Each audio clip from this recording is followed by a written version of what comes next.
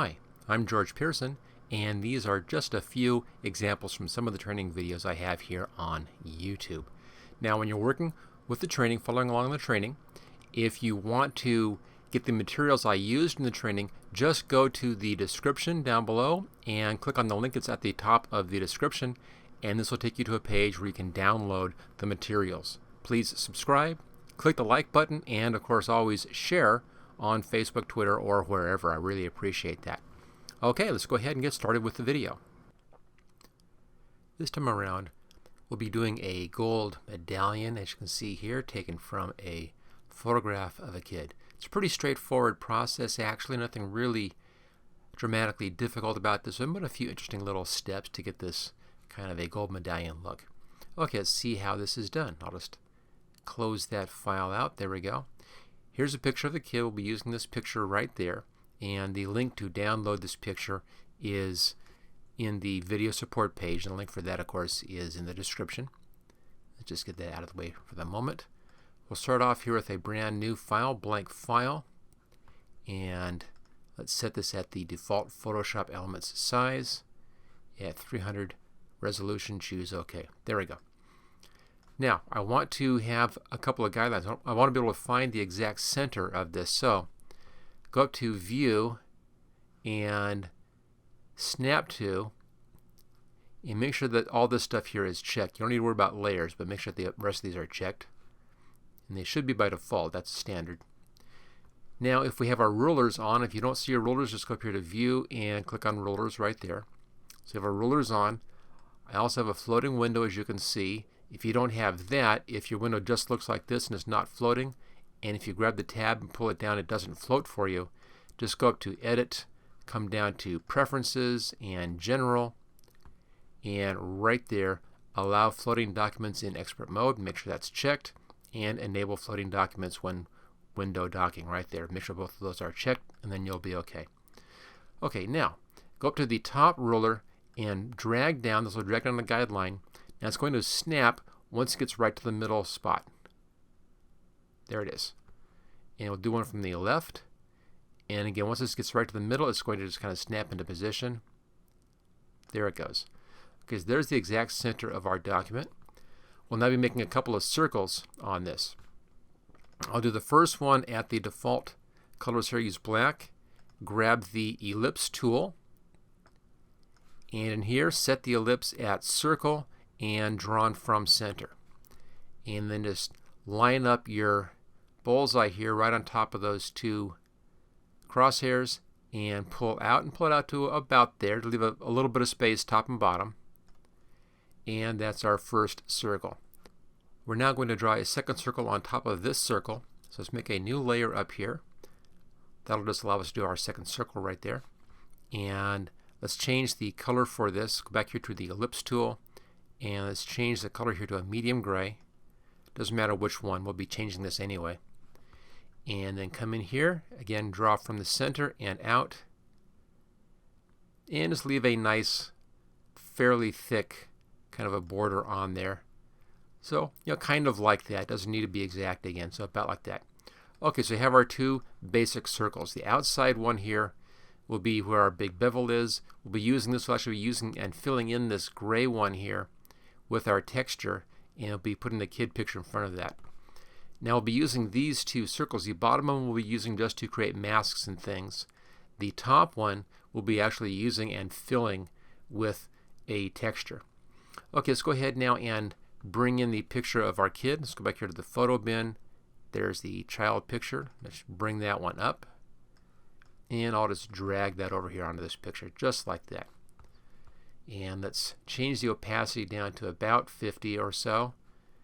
And now we can grab the corners and begin to shrink the picture of the kid down so it fits nicely inside of our frame here.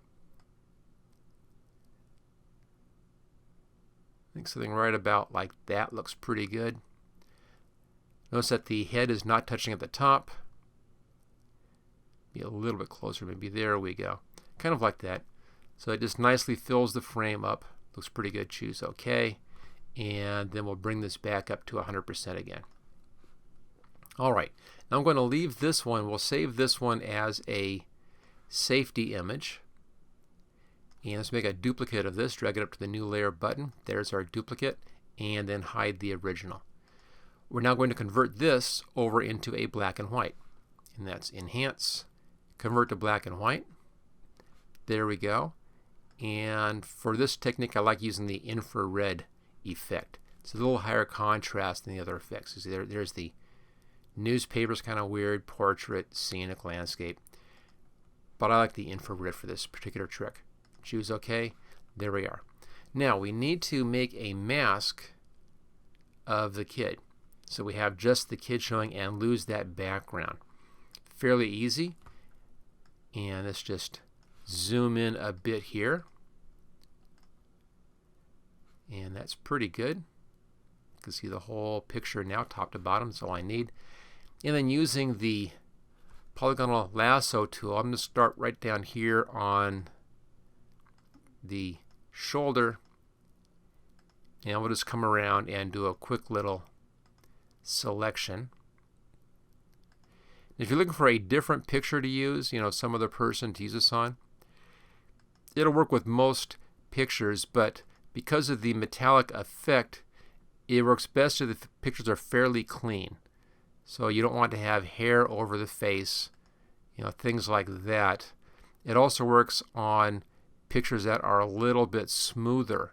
So you don't want to have too much texture on the face.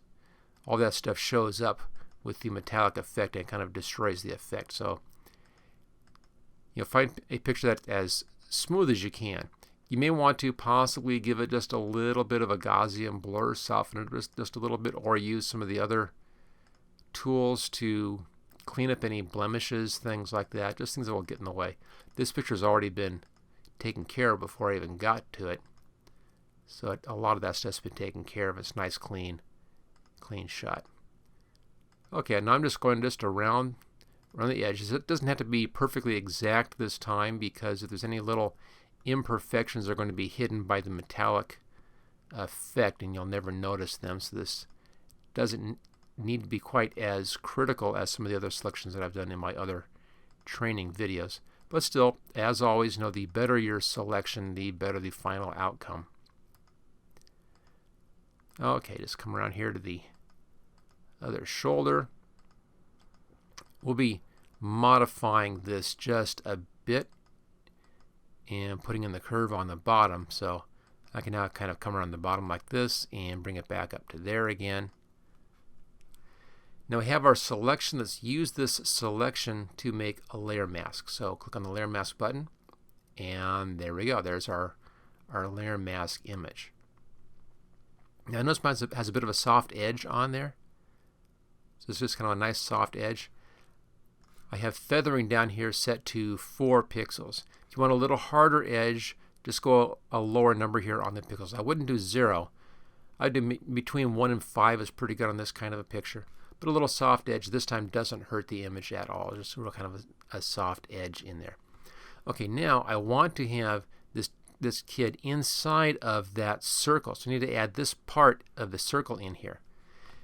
So here's our layer mask. Notice that the layer mask, where it's white, it's showing, and where it's black, it's hidden. We can use that easily enough. And let's change my tool over here. Come down to the second of our circles. Hold the control key down, click on that. That selects that circle. So this area is now selected. Let's now invert the selection. That's select, inverse. So now the outside is selected. So all I need to do now is paint in here black, and we'll then hide this part of that kid. So grab the paintbrush, black color, paintbrush. Right, that brush is far too large. Let me just bring that size down a bit here. That's pretty good. 87 is what I chose. And then just paint right over that area. What I'm actually doing is I'm painting on the mask itself, painting black onto the mask, and that simply hides that part. Okay, we can now go ahead and deselect that. So that's all of the elements that we need for the picture. We have our band out there. we have our kid, and we have our background coloration. We now can begin working on the effects on this whole thing. So let's first hide those guides. You can just uncheck that. And I'll zoom out just a little bit. Let's start with the outer area here. And we're going to be using another layer. So let's click on Shape 2 right there. And let's make a new layer right above that. Here's our new layer. I'm going to name these things just to make it a little easier here to follow along. I'll call that Circle 1. Let's call this one Circle 2.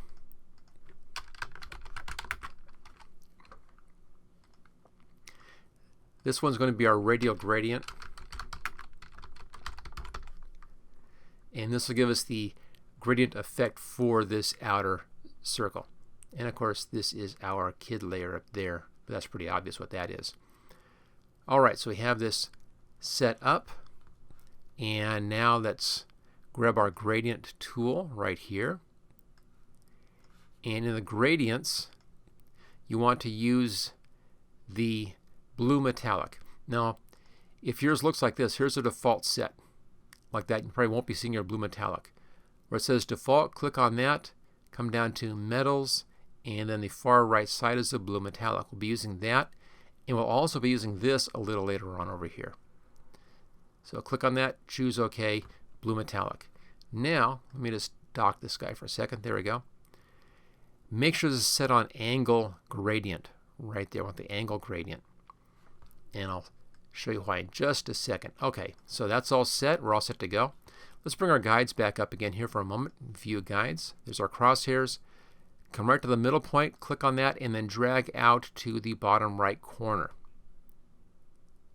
We're just past that. And that gives you this kind of a thing in here. So there's our basic kind of gradient effect. Now I want to have this shown so that we're just seeing just that band. We can do that pretty easily. Come down here to the Circle 1, hold the Control key down and click on the icon. That brings up this circle that just selects that. Notice I'm still sitting on the radial gradient layer. So click the Layer Mask button, and there we go. There's the outside of that. Now I want to have the inside of this done. Same idea. Hold the Control key down and click on Circle 2. That makes a selection of that right there. There's our selection. And then go back up here to this layer. Make sure that you're on the Layer Mask. Look for that light blue outline. There we go.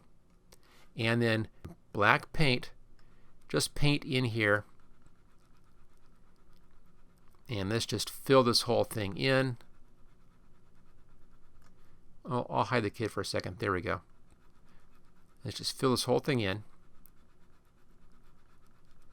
So what we're seeing now is we're seeing that gray circle behind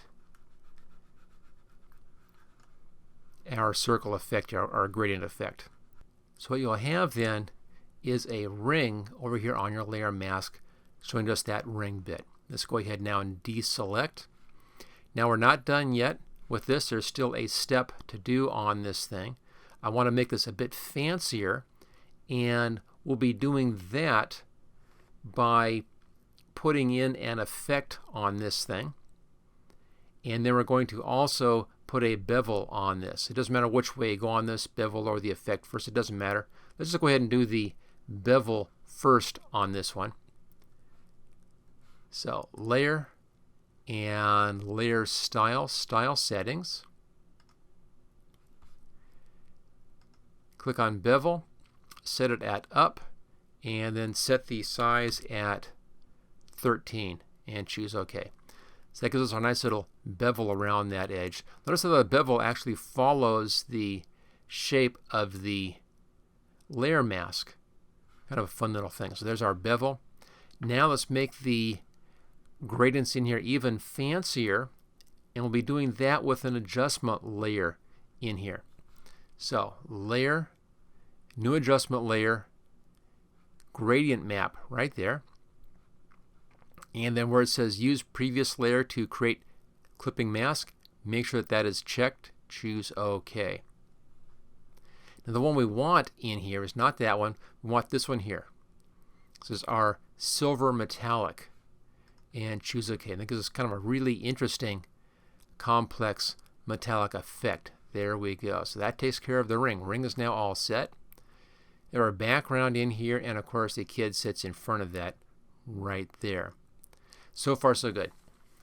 Okay, next thing we want to do, we have all that done. Let's go ahead and make the kid metallic.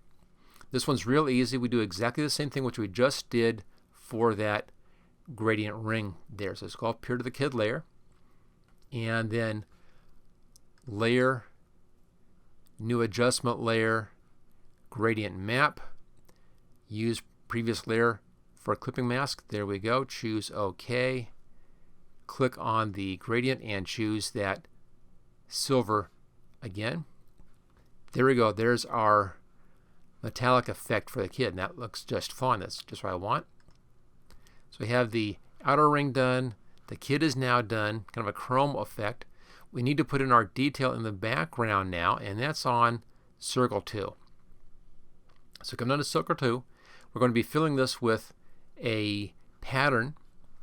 Go up to, actually first go over here and make sure that your colors are their defaults, black and white. There we go. Now up to filter, come down to render and fibers. Now it's going to say you need to render or rasterize the layer. That's fine. Choose OK and let it rasterize. Here's our fibers. Now what you want is to have something that's fairly even. Just kind of pull the strength up. Kind of in here somewhere, just kind of, you don't want anything too far down there. Well, that's not bad either. I didn't really use that last time. That's pretty good. This kind of a streaky effect in here is nice. I'm going to go right in here somewhere. So I'm down pretty low to the bottom side, pretty high on the strength. If I bring the strength down, see how it will kind of soften the effect. There it is. If I pull it up towards the other side, it really strengthens that effect. So it looks nice. 6 and 58 is pretty good. Choose OK. And it gives us kind of a streaky pattern in there. Notice the control handles out here. Come over here just outside the top right, pull that one and just kind of pull the pattern around to about 30 degrees or so, something in here. There we go. Okay, so there's the background pattern. Now I'm not done with that yet. It's too strong at this point, so we're going to soften it down. First off, go up to filter and blur, come down to Gaussian blur, and I have mine set. I'm going to set this at 4.1 is not too bad, maybe a little less than maybe 2. Yeah, I think I'm on to 2.1. There we go. Leave it at 2.1. Just kind of softens that up. And I want to bring the contrast down on that as well. So let's do an adjustment layer above this layer. Layer, new adjustment layer. This time, brightness and contrast. And clip it to that layer. Choose OK. And then bring the contrast clear to the left-hand side and bring the brightness down just a little, maybe about a -6 or so. There we are. It just kind of softens things up. And make sure that goes into the background and keeps the kid kind of a foreground element. Okay, so the background is now done. The kid is done and the ring is done. Let's get rid of those guides. I'll just uncheck that. So we now have a silver or kind of chrome effect for this medallion. Last thing to do is to give this a gold tone to finish off the effect. And that's easy to do. Let's go up here to the top layer, click on New Layer button. There's our new layer. Hold the Control key down, come down to Circle 1, click on the icon for Circle 1. That gives you a selection. And then we're still up here on our Layer 2. Bring up the colored picker and go up here into the oranges, kind of the orange area. Now the one that I used, if you want to match mine exactly, is FCB F07. So it's right there. It's kind of a nice happy orange color, and choose OK. Grab the paint bucket and click inside. It then fills that with that orange. We can now deselect. That's all looking good. We now need to change our blending mode on this one so that it blends in with everything behind. And we'll do a little other blending mode stuff as well in just a second in here. See how that works as well. Let's take care of this one first. So we want to change the blending mode up here to linear burn, and it kind of just adds that coloration into the whole effect. The final little tweak I want to do is to bring some of this shadowing in here into the background. So a little bit up here, that's already pretty close. A little over here and a little over here. And we'll do that with a new layer. Now I'm going to click on the layer mask layer here. Notice I'm above circle 2, and this is our adjustment for the brightness contrast for layer 2. Just click on that layer, hit the new layer button, and that'll give you a new layer above that layer. That's what you want. That's fine. Now I want to have a layer mask on this that matches circle 2. So hold the control key down and click on the circle. That makes a selection of just that circle like that. Make sure you're still on layer 3, and then hit the layer mask button, and it converts that selection into a layer mask. Okay. Now double click on the left hand side, make sure that you're seeing the light blue outline on that layer, and then set our colors back to their defaults. There we go. Back to our paintbrush, and let's see what we have right now. 205, that's pretty good size. I'm just going to come in here and just kind of tap in a couple of spots like that. Not too much, just right in there. We now need to blend that in with the background to make it look nice. So let's change our blending mode up here to overlay. There we go, kind of brings those in. And then you can bring down the opacity a bit until you have just a bit of that darkening in there to kind of bring that, kind of blend in that darkening effect.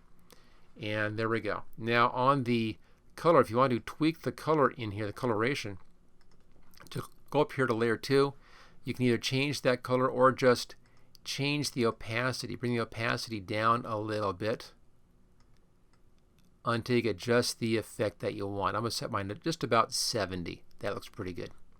So there we go. There's our nice gold tone. I'll click on the background to get rid of that stuff. So there it is. There is how to do a metallic style medallion here, and as you can see, it's actually pretty easy, pretty straightforward, not too much. It's just a couple little quick little tricks in there, but there it is, making a nice metallic medallion out of a photograph. Thank you for watching this special Photoshop photography project video. Don't forget to subscribe so that you will get first notice of new project videos in the future.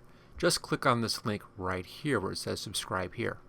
You can get all 12 project videos in this series along with 26 special videos demonstrating the tools and techniques that I used in these projects by clicking on this link right down here. And then thank you again for watching this